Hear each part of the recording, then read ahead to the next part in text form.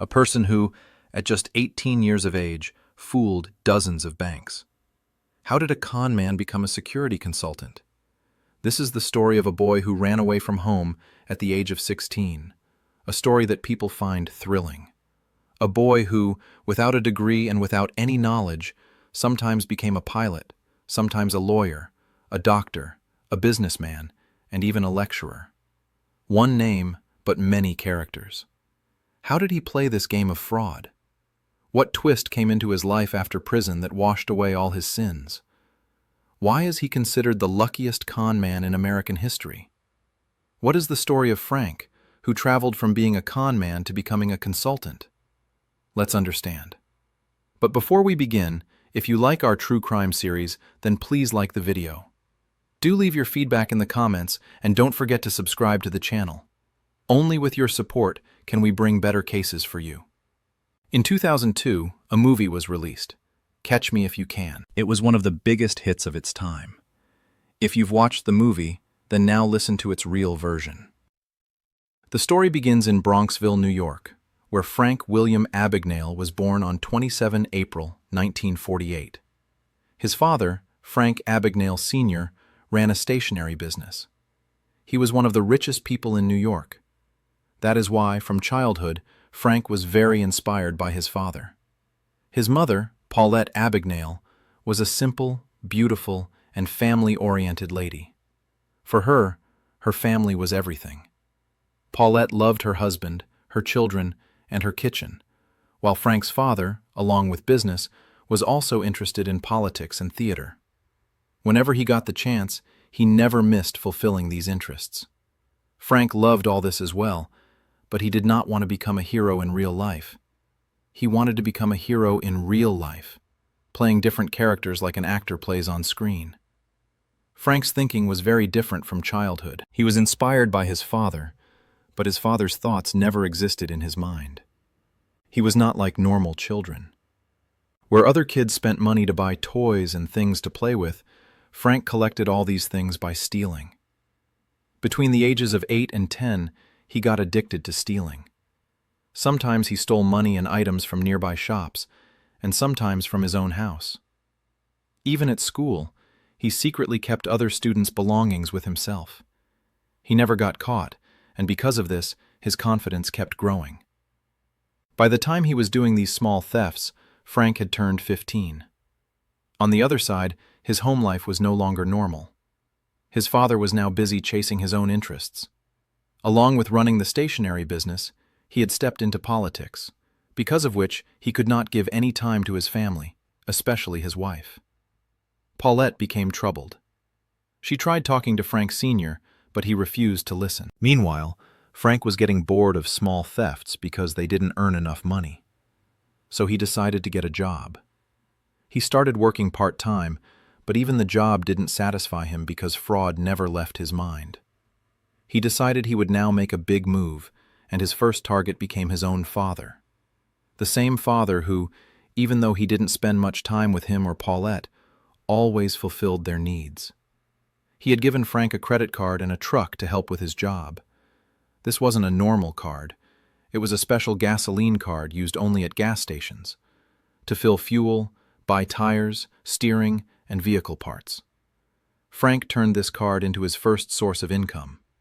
He went to different gas stations, bought expensive tires and car parts using the card, then sold them to another station or pump attendant for some loss or profit amount. In this way, he earned $3,400 using his father's card.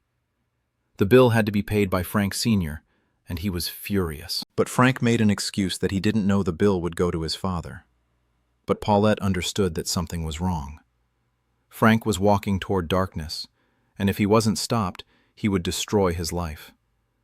So she sent him to a juvenile correctional facility, a sort of reform home. But she didn't know this would only make him worse. A few months later, he came out of the center and faced the biggest shock of his life. This was 1964. When Frank returned home, nothing was the same. His parents had decided to separate and went to court for the hearing. The court understood the situation and gave them an easy divorce.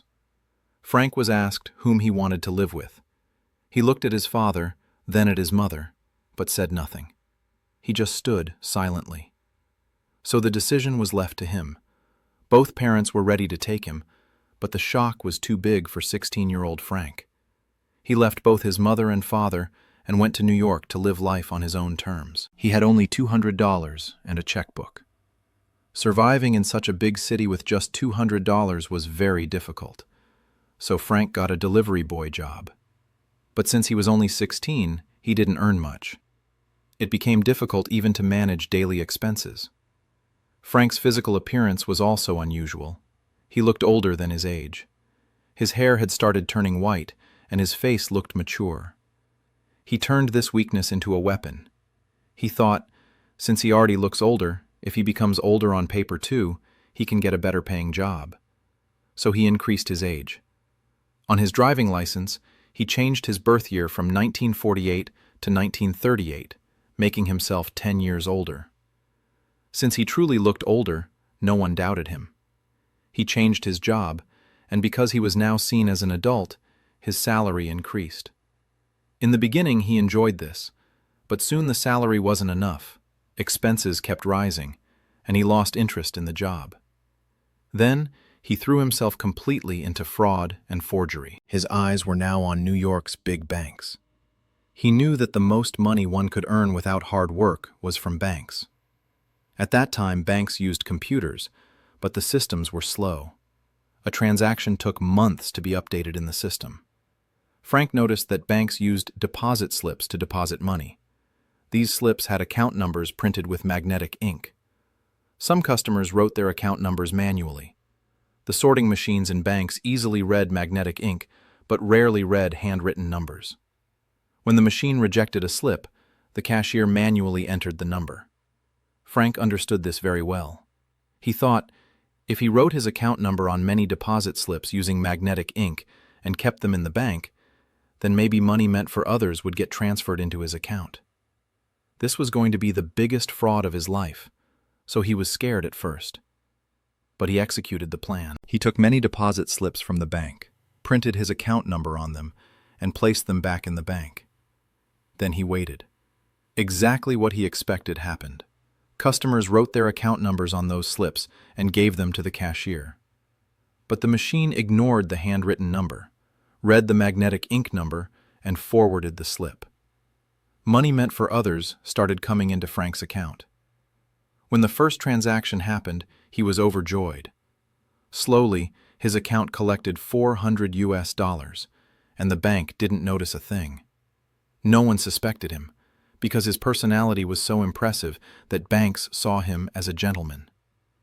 But Frank used this personality to his advantage. He opened accounts in different banks under different names. He deposited fake checks he printed himself and withdrew money. When one bank caught on, he opened an account somewhere else. In this way, he cheated banks out of almost $2.5 million. And when he felt his fraud might be exposed, he ran away with all the money. Now his eyes fell on the drop boxes installed at airports. Airlines and car rental companies like Hertz and United Airlines used these boxes to drop their daily cash collection, sealed inside bags. The money would then reach the management inside. For ordinary people or thieves, opening these boxes was impossible. But now Frank was looking at those drop boxes. Frank wanted the money going into the drop box to come into his own hands. So he used his mind and bought a security guard's uniform from a nearby shop. Then he placed a poster outside the drop box that said, "Drop box is out of service. Please deposit with security guard on duty." Meaning, the drop box is not working. Give your money to the security guard. Frank never thought this idea would work. But it worked. People didn't even think for a second about how the drop box could be broken, and they handed their bags full of money to Frank and walked away. By the time the management found out, Frank had already vanished with the money. After that, he stopped this work for some time so that he wouldn't get caught. But the Dropbox incident planted one thing firmly in his mind. If a person looks respectable, everyone treats him with respect. And in airlines, the most respect was given to pilots. Free services, high salary, and many other benefits too. So he thought, why not become a pilot now? that too without a degree. First, he needed a pilot's uniform. For that, he called the purchasing department of Pan American World Airways, Pan Am, pretending to be a pilot from the Los Angeles base. With full confidence, he said that his uniform was damaged and he needed a new one urgently because he had a flight that same evening. The confidence in his voice convinced the Pan Am employee so much that she gave him the address of a uniform tailor shop in Manhattan without asking for any information. Frank went there and bought the uniform. Now he needed an ID card. He took a tiny toy airplane model, removed the Pan Am logo from it, and stuck it onto a fake ID card. And just like that, he became Pan Am pilot Frank William. In this uniform, he first went to New York's LaGuardia Airport. Seeing a 17-year-old in a shining pilot uniform, no one suspected anything.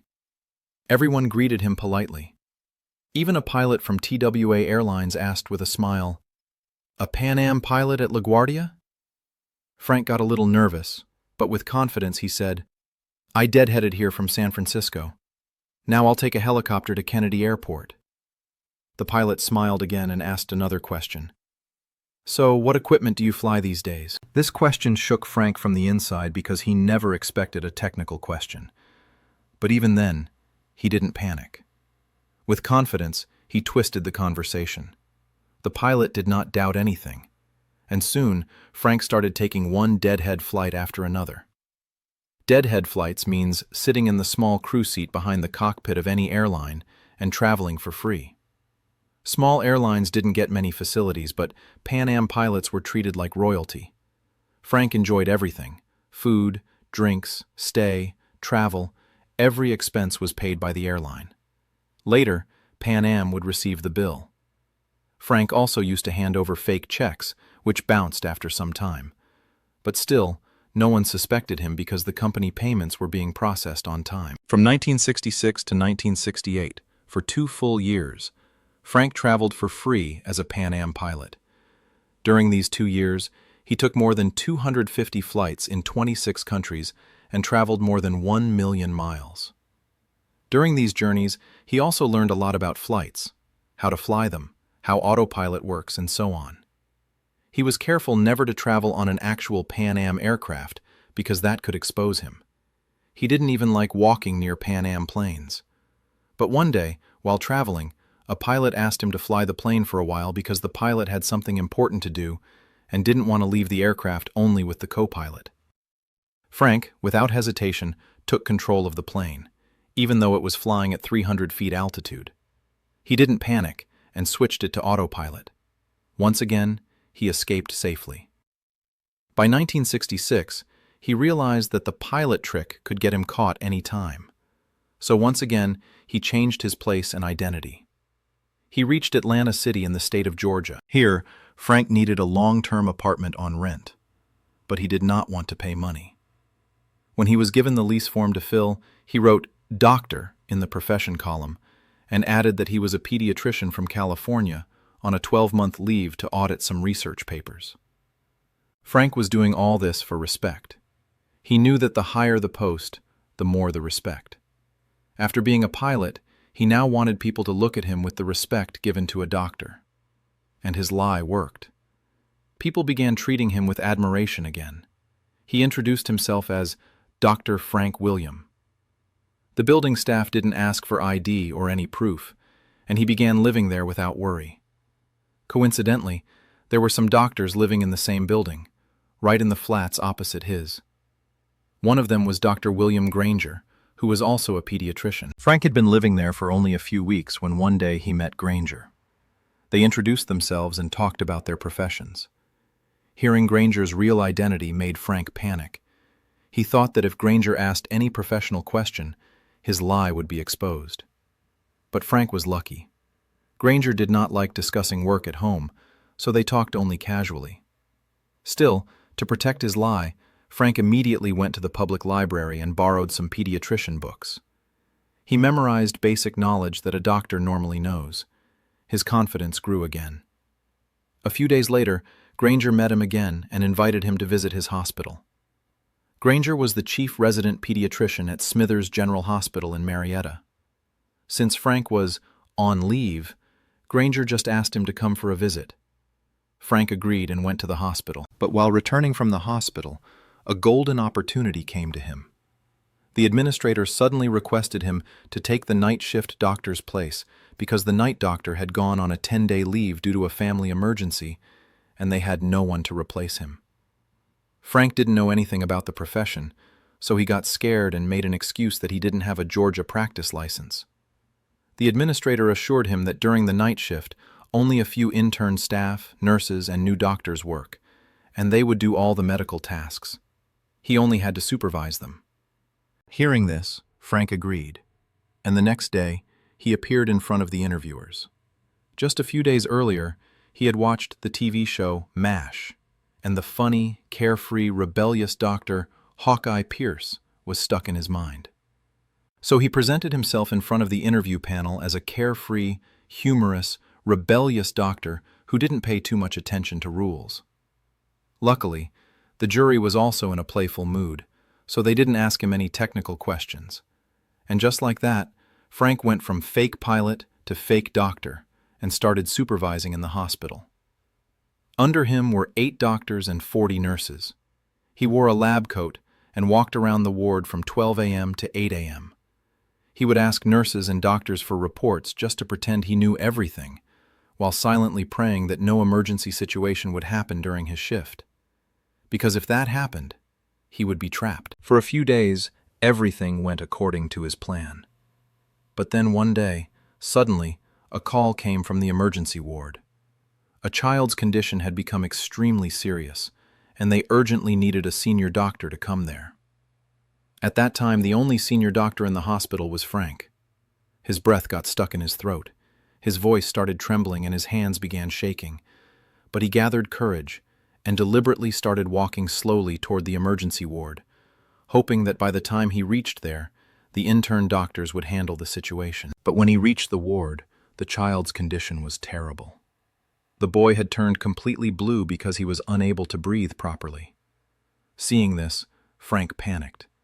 But controlling himself, he asked the intern doctors, "What's the diagnosis, doctor?" There were 3 doctors there, and all 3 gave different opinions. Frank knew that whatever needed to be done had to be done immediately. But apart from book knowledge, he had no practical experience. So he did not touch anything himself and made a quick decision. He told the interns, "Whatever you all feel is right after mutual agreement, do that immediately." Then the intern doctors gave the child oxygen, gave some medicines, and after some time, the situation came under control. The child became normal again, and Frank sighed with relief. But this incident scared him deeply. He did not want an innocent child's life to be at risk because of his ignorance. So he said goodbye to his doctor disguise and left Georgia to begin a new journey. And now he reached Utah in the United States, where in a city called Provo, he met a girl. The girl's father was a professor at Brigham Young University. When the girl told Frank about this, he decided to take on a new identity, a professor. He introduced himself as a sociology professor. The girl was impressed after hearing this and insisted that Frank meet her father. Frank didn't see any risk in this, so he met her father. They had a normal conversation, and then another opportunity came to Frank. The girl's father offered him a chance to teach sociology for 6 weeks during the summer season at Birmingham University. Frank liked this offer because there was no danger of anyone's life, and it wasn't a technical job. So he accepted the offer and worked for 6 weeks as a sociology lecturer in Birmingham. In return, he received $600. But as soon as the 6 weeks ended, he needed a new disguise again. So he left Utah too. Now he reached the state of Louisiana, where he met a girl he already knew. She was an air hostess, and Frank had met her earlier while pretending to be a Pan Am pilot during a flight.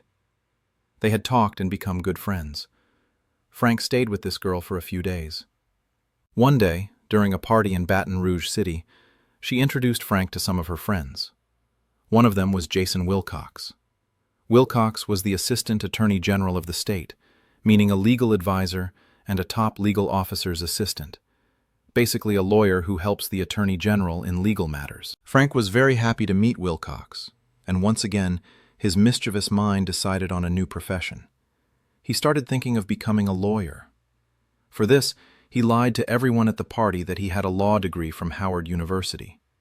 He had told this lie many times before. He had told the same lie to this girl too. That's why she had introduced him to Wilcox on purpose. But Frank had no idea that this lie would actually open a new path for him.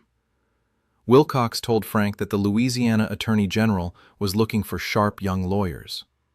So why didn't Frank take the law exam and practice with him? Hearing this, it felt like Frank had grown wings. He quickly said, "Of course, why not?" After that, he made a fake Harvard Law School degree and began preparing to sit for the State Bar Council exam. He took the bar exam but didn't pass. But he didn't give up. On his third attempt, he passed the exam. At that time, there was a rule in Louisiana that a person could take the bar exam without attending law school, and they could attempt it unlimited times. Frank took advantage of this rule. After passing the exam, Frank got a job as Assistant Attorney General in the Louisiana Attorney General's office. The work wasn't difficult because he was assigned to the civil division as an untrained law clerk, meaning small office tasks like bringing and taking files. Frank didn't mind it at all because for people, he was now a respectable lawyer, and the profession was safe for staying hidden in the crowd. For a few months, he did this work peacefully. He reached the office on time every morning, read files, and watched all the courtroom proceedings very carefully, as if he was genuinely practicing law. During this time, he also joined a church. There, he met a real Harvard Law graduate who had deep knowledge about the university, and who had never seen Frank wandering around the faculty there. So he became suspicious. He felt something was wrong. He began asking Frank questions about the university and law. Frank cleverly twisted every question, but the man didn't stop. Every time he met Frank, he asked some technical question. Frank had no answer to any of them. A few days later, Frank realized that the lawyer disguise was no longer going to work. So, without letting anyone notice, he resigned from the Attorney General's office and fled Baton Rouge. According to some reports, he had worked for around 8 months in the Attorney General's office as a lawyer and had earned money too. In this way, without any degree, without any knowledge, and without any professional background, Frank first became a pilot, then a doctor, and then a lawyer. During this time, he worked with people who had been in these professions for years, but no one ever suspected him even a little. But now he was tired of all this, because entering any profession with a disguise carried a lot of danger. So he again decided to do what he was truly skilled at: bank fraud and writing fake checks. Now the calendar had moved from 1966 to 1969.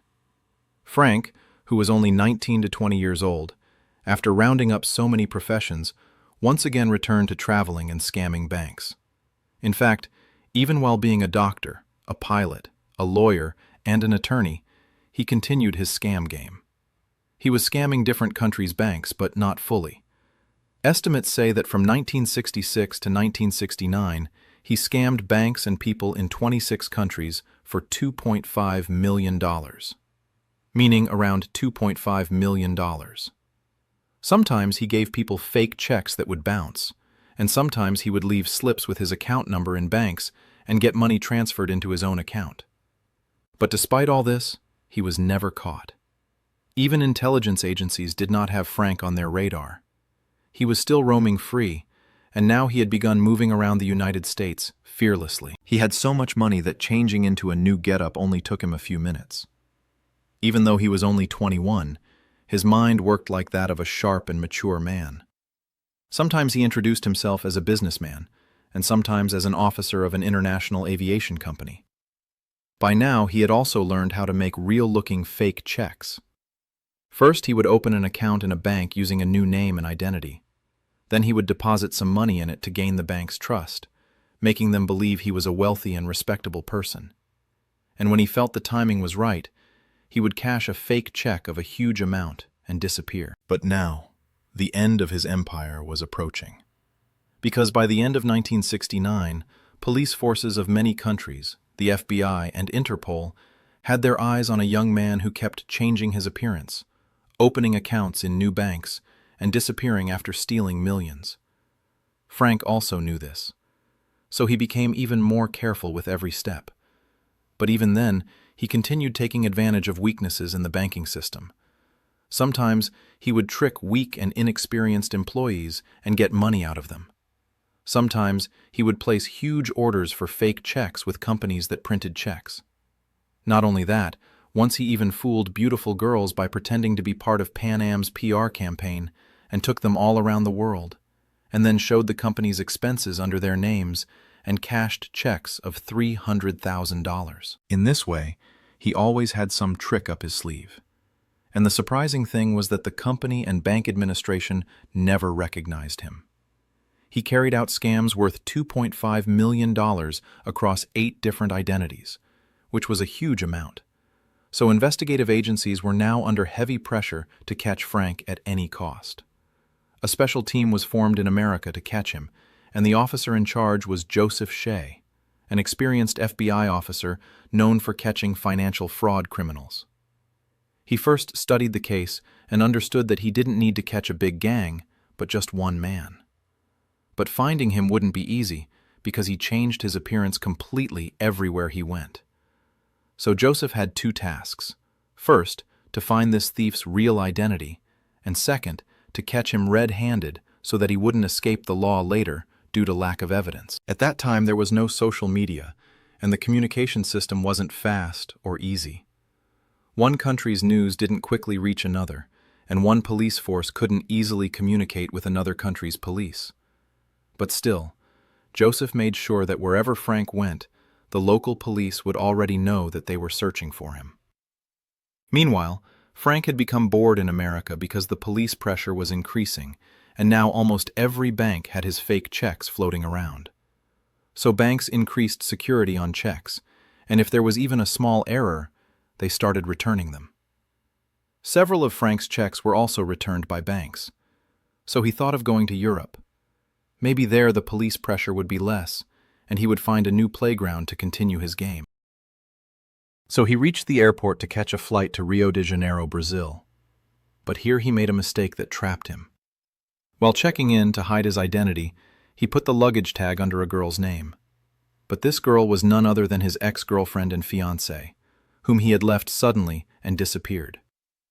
The girl was so angry at Frank for using her name that when she found out he had put her name on his luggage tag and was now on the police radar, she became even more furious. She informed the police that Frank was currently in France. By then, the French police had already set a trap. One evening in September 1969, when Frank returned to his hideout in the Montrard area of France, he was caught.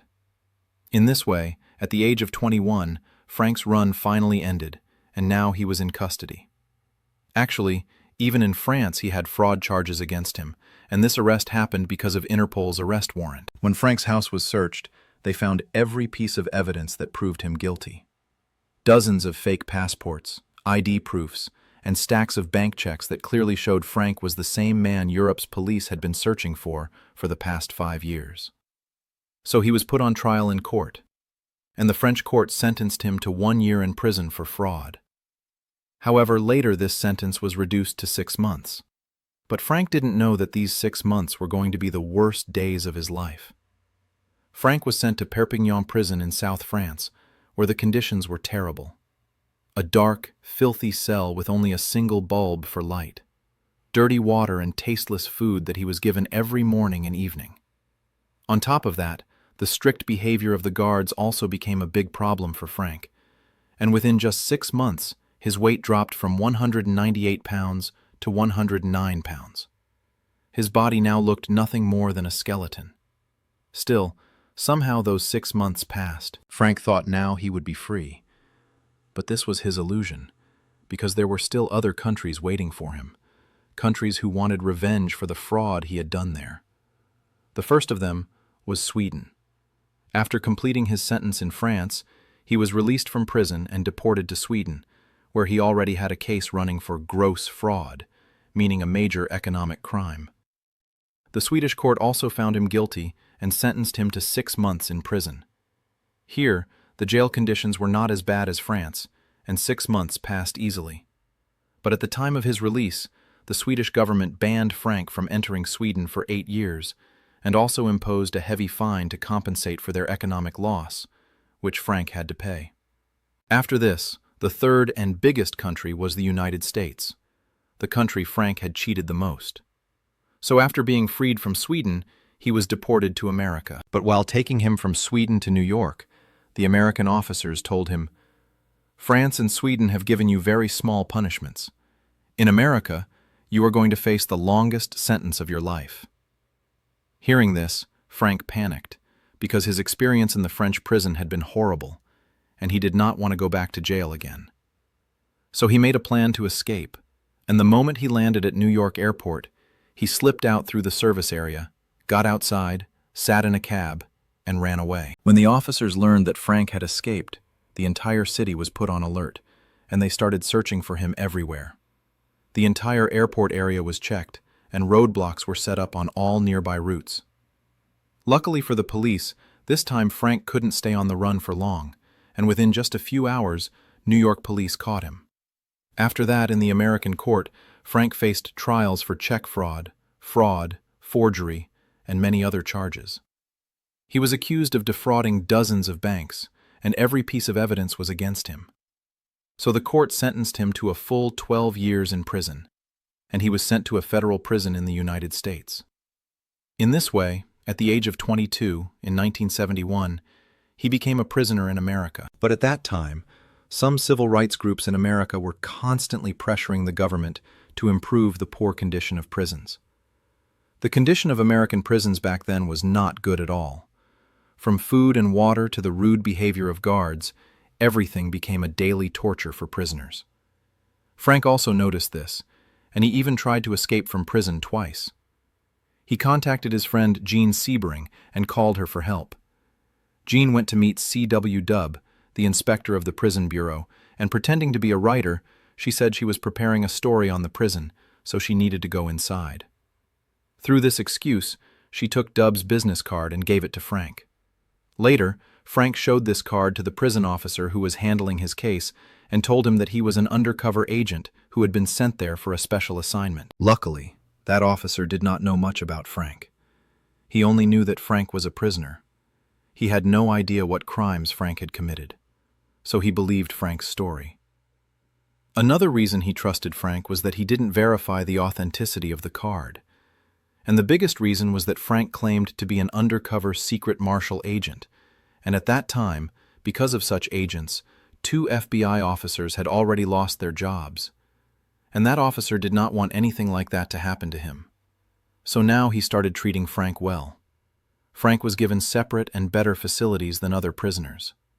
Using this card and the fear of authority, one day he even walked out of the prison and tried to run away to Brazil. But an officer recognized him, and once again he was brought back to prison. From 1971 to 1974, 4 whole years, he stayed in prison. And then his life took a new turn. At that time, cases of fraud and bank scams were increasing rapidly across America. The FBI, Interpol, and police were struggling hard to catch these con artists, but the fraudsters were always 2 steps ahead. The government was extremely worried. But they also knew everything about Frank's tricks. And as you know, one con man understands another con man's mind better than anyone. So the government decided to use Frank's help. In 1974, Frank was given an offer. They told him he could be released, but not with complete freedom, only on parole. But he would not have to go back to prison. However, to avoid prison and punishment, he would have to help the FBI. In short, he had to help the FBI catch fraudsters. In return, his sentence would be forgiven, but he would not receive any salary. Frank thought, "In my past life, I did earn a lot of money, but the way was wrong. Maybe I will never get another chance to fix my reputation, and I won't have to live in prison anymore." So he agreed. After being released, the FBI kept him as a consultant to help them crack fraud and forgery cases. Along with this, Frank also tried to work different jobs to earn a living. But every time people found out about his past crimes, they fired him. After facing disappointment everywhere, finally he went to a bank and convinced the management that he could protect them from fraud. He even told them that if he failed to prevent fraud, he would take no salary. The bank agreed, and Frank got a job there as a security consultant. On the other side, whenever FBI agents needed help, they called Frank. He would tell them what a fraudster's next move might be. Soon, his techniques became so famous that he was called to solve every major fraud case. When banks heard about him, they started organizing his lectures so he could train their staff on how to detect and prevent fraud. His fame grew so much that now his lectures were not only organized by banks, but also by universities and big events. In 1976, he met a girl named Kelly, who was an intern at the same bank he was working for. Frank fell in love with her instantly because she was smart and trustworthy. But Kelly did not know his real past, and Frank did not want to hide anything anymore. So one day, he told her everything honestly. Kelly was so impressed by his honesty that she accepted his love, and later they got married. After that, Frank's whole life changed. Now his mind was focused only on catching fraudsters, not on committing fraud. By the late 1970s, he became known worldwide as a consultant. IBM, Visa, and even the U.S. Department of Justice were his clients. They paid him large fees for his services. And today, he is counted among America's wealthy people, with assets worth millions of dollars. Money earned in a legal and honest way, which makes Frank proud. Frank has been serving America for almost 40 years now.